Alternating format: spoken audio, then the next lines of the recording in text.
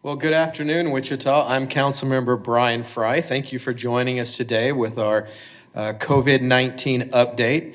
We've been doing these on a regular basis, and we thank you for joining us. Today I have Don Henry, who is our Assistant Director of Public Works and Utilities. Thanks for coming by today, Don. You bet. My pleasure. Keeping our safe 6 feet distance. But we're going to talk today about some of the things that our staff has done during this COVID crisis to make sure that you always have clean water. And clean water is something we kind of take for granted, but we also know that it's something you guys are working very hard to make sure we're protected. And I think that's something that we want to talk about today. Be sure to post any questions you have, and we'll answer those at the end. So Don, let's talk a little bit about some of the extra precautions that your staff is doing during this stay-at-home order. Sure. Absolutely. One of the primary responsibilities of a water utility is to monitor and be aware of emerging issues within the industry. And that also includes any threats to our water supply or our ability to deliver water. And so staff, keyed in on this COVID-19 pandemic very early on. And we started having discussions about what this could mean for the utility, what type of safety measures we need to put in place, and what do we need to do to be consistent. In fact, we were formulating plans in advance before a case of COVID-19 was even diagnosed in the state of Kansas. Yeah, I've been to the water treatment facility, and I know that you guys take great caution, abundance of caution all the time during non-crisis periods. But again, some of the things that you've done now, because of this extra stay-at-home order, what are those type of things that you're doing? Right, so there's a long list of practices that we have in place. And, overlying all of it, department-wide, we have in place a policy for social distancing. Mm-hmm. And we're doing those things like paying particular attention to cleaning and sanitizing all of the work contact surfaces. And in fact, when we accept an order or delivery of supplies or materials into the plant, we isolate those and we don't put them into service until we've had a chance to wipe those down and thoroughly sanitize those also. And then we've taken some special precautions, like restricting access to our facilities to only key personnel, mm-hmm. right? And then within our facilities, like the operator control room in the laboratory, yep. We restrict our own staff from even going in those rooms other than those critical staff that are on duty at the time. We've staggered start times and stop times, staggered some of our work duties and functions to limit contact with one another. Mm-hmm. We provide PPE, gloves and masks. And then we also have in place a plan that allows us to address various staffing levels so that we can key in on those essential functions and those critical tasks that have to be done to ensure the safe delivery of our water. Yeah, because I didn't even realize this. You all have even taken precautions on staff being, I don't want to say quarantined, but you've taken special precautions on keeping staff isolated, even to like staying in separate hotels and so forth. Is that what I understand? Well, we have that in our plans. Okay. Right now, we don't have a lot of stress on staff or the facility in terms of people being out or off of work, so we're doing okay. That's one of the measures that we have that we can fall back to if needed. Right now, the things that we have in place are working very well. So again, if it got more serious or more exposure, we could take our staff that work in those facilities, isolate them so they're not exposed to other people. Yeah. And that way they can come back and forth just to the job to that and not have contact. Correct. And if you look around the industry, that's what some of the other utilities are doing as well. There's one utility in Iowa that have brought in camper trailers on their really? Campus, and they're doing that now. They have 2 12-hour shifts, and they do that for 2 weeks, and they rotate in a team, and so they're doing that in some places already. So the bottom line here is the precautions that we're taking and are ready with the plans that we have in place. There is no danger for any of our customers or businesses right now. They're going to continue to get the clean water to their homes or to their businesses. Absolutely. For those that are working out on the front line of this pandemic, the medical service providers, mm-hmm. the hospitals, the clinics, Kidney dialysis units are very important. And of course, our firefighters and first responders, they rely on a safe water supply all the time. Not just in terms of is the water there when they need it, right? But also a consistent, high quality, high finished quality drinking water. And those needs are certainly magnified during an event like this pandemic that we're experiencing. And so we are really focused in on executing our plans, taking the time to pay attention to detail, have each other's back, to protect each other. You know, we like to think of each other as our work family. And so we treat each other on the job site the same way as we treat our loved ones when we get home, to make sure that we're taking care of each other. That way we're safe on the job, we get home, we're safe at home, and we're safe when we get back. That's the best for the entire community, and ensures that we continue to deliver that safe, reliable supply of drinking water. That's a very good point. Thank you. And to that end, we're talking about having each other's back, and some of the other things that we're having to deal with right now is the negative impact on individual finances. People out of work, on furlough, money's a little bit of a struggle right now, a concern. But we have done some things, some resources for our customers if they have difficulty paying their bill. Talk a little bit about that. Absolutely. You know, I mentioned how critical water was for those out there on the front lines. Well, water is just as important for every household in the city. Our first line of defense against this virus is sanitation, right? And cleanliness and hygiene. And water is at the center of that. And so, you know, we all have our challenges as we're working through this pandemic. Some of those we have in common. Some of them are unique to families or individuals, and we have to be mindful of that. And so we're not turning people's water off for any reason right now. If you have the inability to pay, you're still going to have water because it's so important. If you have a leak within your home on the private side of the meter, that is disrupting your service, we will be there until you get that fixed to make sure that we get the water turned back on for you as quickly as we can, or leave it on through the repair if that's necessary. So yeah, we're going above and beyond to make sure that people have water right now. Right.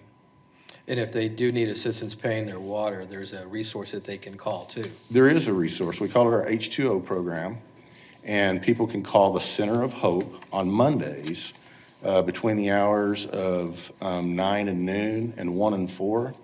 And a Center of Hope will set up a meeting or schedule a time to talk to individuals to tailor their needs. And the phone number for the Center of Hope is 316-267-0222. Okay. Yeah, that is important because you're right. As people are struggling, water's something they're going to need, whether to cook, whether for medical issues, and just general cleanliness. You can use water for a lot of things, and we don't want to limit someone, and they need to be able to have access to it. So that's a very good resource. That's 267-0222, Center for Hope. Okay, let's talk a little bit non-COVID related. Sure. One of the projects that I've been working on the entire time I've been on council is our new water treatment facility. And I know you've been very involved with that. How is that coming? I mean, we just had a council item on Tuesday about the WIFIA financing, but we've actually started some land clearing too, if I understand. Absolutely. As you're aware, this is a two-phase process for construction. And the first phase includes an early works package. And it is key that we stay on schedule in this first phase, because that early works package is going to provide us more than $6 million in savings. Right.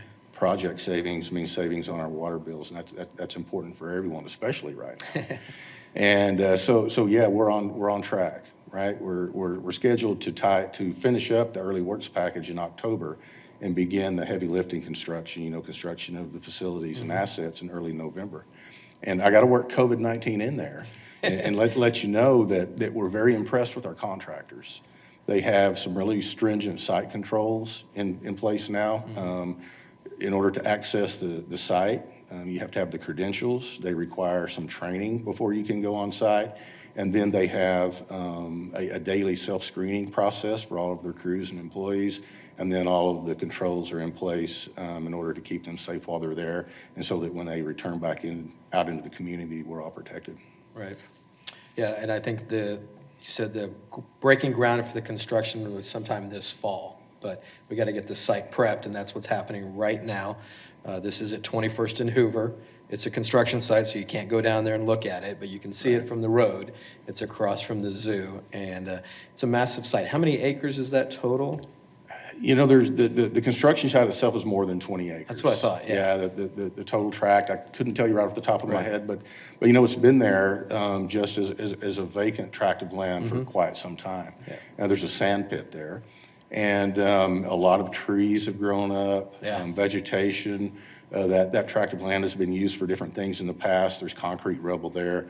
And so clearing the site of all those, the trees, vegetation, and unwanted debris, and the proper disposal is taking place now.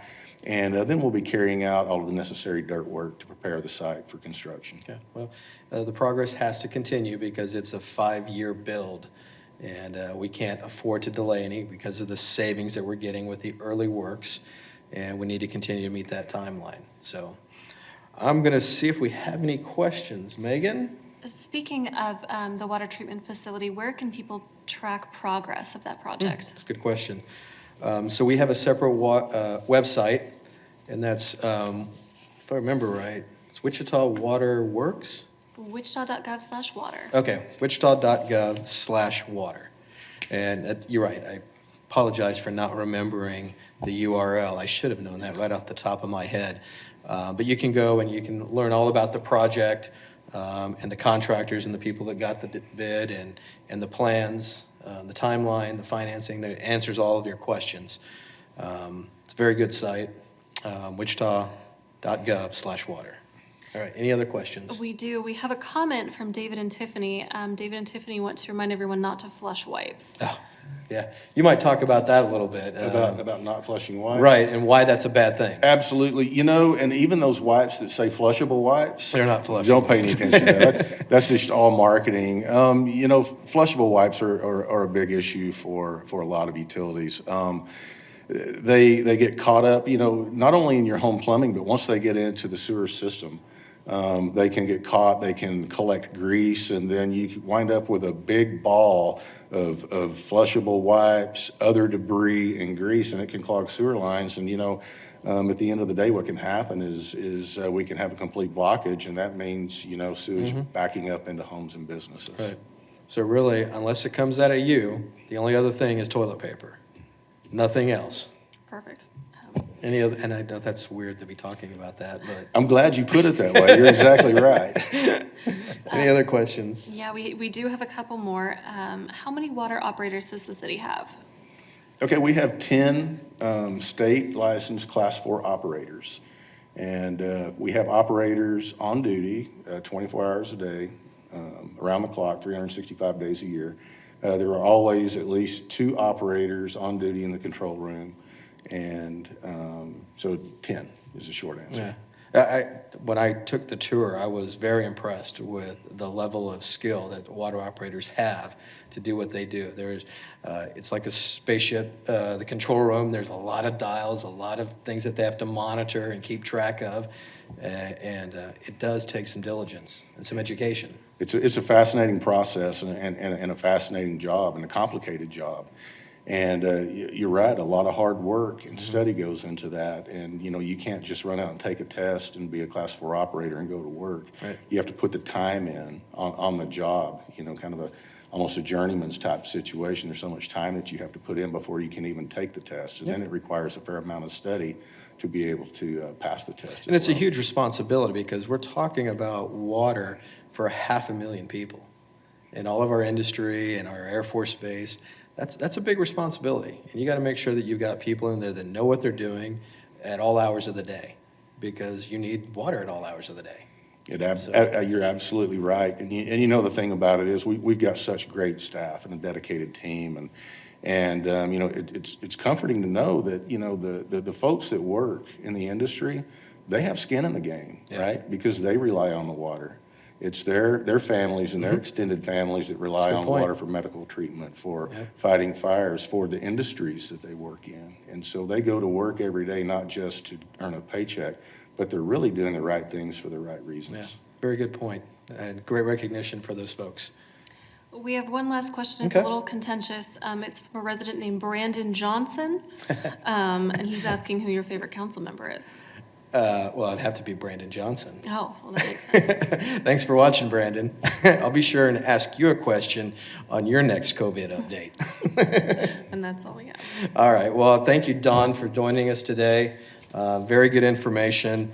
And again, thank you to all the staff doing what they do to keep that fresh water clean for us and we're available for us whenever we need it. You bet. Councilmember Frye, it's always a privilege to work with you, and it's my pleasure to be here today. Thank you.